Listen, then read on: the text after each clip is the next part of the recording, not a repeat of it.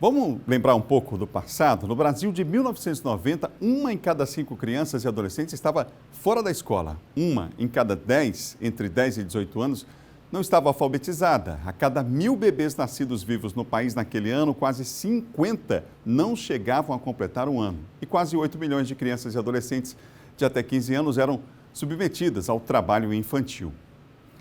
Ainda são grandes os desafios, mas são significativos também os avanços nesse período aí dos últimos 30 anos. Tempo do Estatuto da Criança e do Adolescente. A semana acaba de completar 3 décadas do Estatuto e eu converso sobre o assunto com o defensor público estadual, Davi Rafael Veras. Obrigado pela entrevista, Davi. Mais uma vez aqui ao Bom Dia, agora à distância, mas esse Estatuto da Criança e do Adolescente, o ECA, a gente pode considerar realmente um marco importante, decisivo aí em relação à garantia de direitos do público infanto-juvenil? Bom dia, Adalberto. É um prazer estar aqui com você. Bom dia ao telespectador também. O Estatuto da Criança e do Adolescente ele foi um verdadeiro marco, né, um avanço civilizatório da humanidade e do Brasil. Né? Existe um contexto histórico, existia uma Declaração Universal dos Direitos da Criança em 1979, a ONU já tinha esse movimento internacional, e a Constituição foi o primeiro marco, né? A Constituição de 88 prevê no artigo 227 a doutrina da proteção integral e fala da priorização, da prioridade absoluta. Né? É a única priorização prevista na Constituição, a priorização da criança, em que pese outras também serem relevantes. Mas o Estatuto ele veio nesse grande movimento internacional e, como meu amigo bem disse, nós tivemos grandes avanços, por exemplo, no índice de mortalidade infantil. Você tem uma ideia, o Maranhão hoje precisa avançar muito, e nós temos o segundo pior índice de mortalidade do país. E esse índice é de 20 mortes para cada 1.000 nascidos vivos.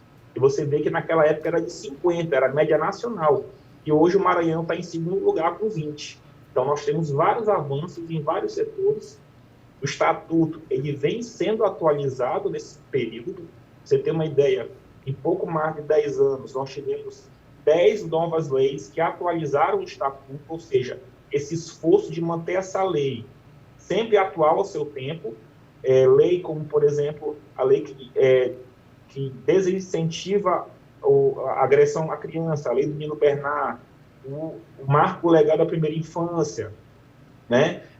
A lei que instituiu o SINASE, que é a questão do adolescente em conflito com a lei, né? Que é o Sistema Nacional de Atendimento Socioeducativo, combate à violência sexual contra crianças. Nós temos a lei, né, 11.829, que pune com muito mais rigor os crimes na internet contra crianças, a pedofilia. Né? Temos a lei 13.441 de 2017, que fala da investigação dos agentes infiltrados para descobrir violência sexual na internet. Ou seja, nós temos um grande esforço do Estatuto para se atualizar, né?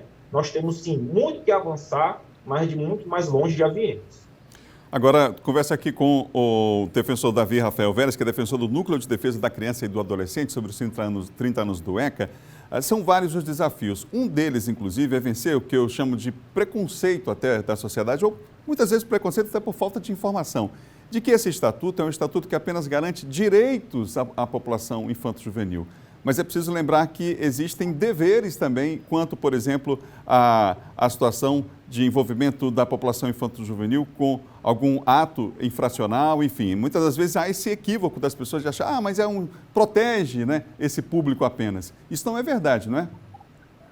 Perfeito, Adalberto. Essa colocação é muito importante porque a população passou a associar o fato que um adolescente comete um ato infracional e ele não é responsabilizado, quando isso não é verdade. Né? Existe uma desinformação que chega à população de que ocorre uma impunidade.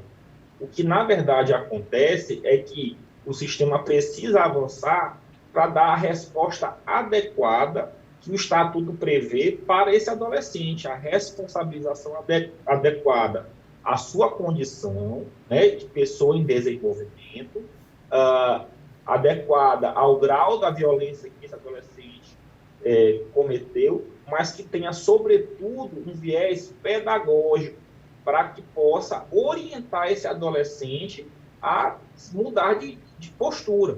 Agora, existem medidas socioeducativas, ou seja, a resposta ela pode implicar, inclusive, em internação, em cerceamento de liberdade. O que acontece é que nossas unidades de internação hoje são muito parecidas com presídios, de amontoamento de pessoas, né? Então, não há como ter uma resposta satisfatória se o próprio estatuto não é observado, né? Discutir a redução da maioridade penal é um grande equívoco. Por quê? Porque você está colocando um adolescente que é uma pessoa em desenvolvimento, em formação, em busca de um referencial, na mesma condição de um adulto, né? Ou seja, você expõe um adolescente a uma unidade prisional, é isso? E ele vai aprender a se faccionar muito mais, né? Então, é um risco, na verdade. Então, a gente precisa discutir, e que bom que nós temos esse espaço como o seu para referenciar essas situações.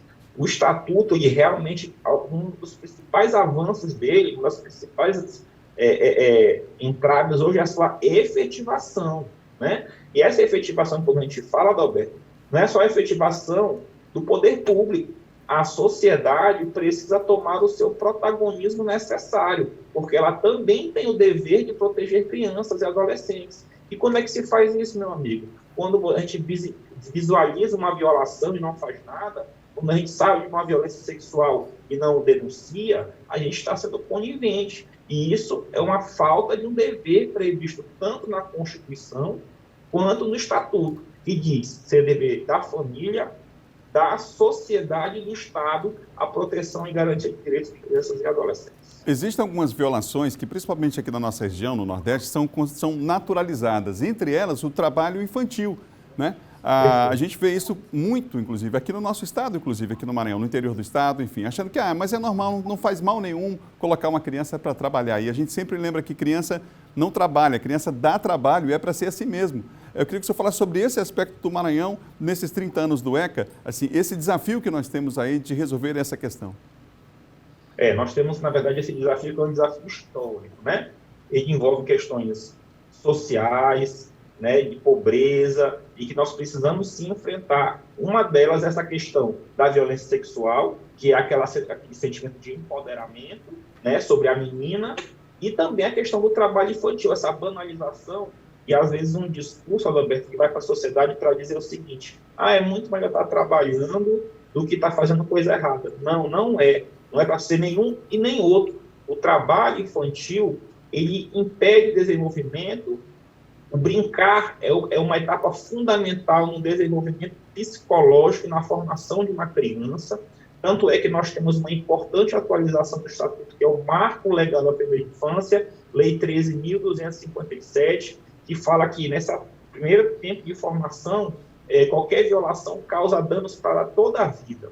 Então, nós não podemos banalizar o trabalho, e o trabalho ele é prejudicial, né? Um adolescente pode ajudar com um trabalho em casa, né, ajudando a lavar a louça, pode, mas esse trabalho, essa ajuda, ela não pode se confundir com o trabalho. O adolescente não pode assumir todas as funções, ou a maioria das funções do trabalho em casa, né? Um adolescente não pode estar na rua vendendo coisa, não pode estar na rua pedindo. Isso destrói a sua formação e impacto de um futuro cidadão.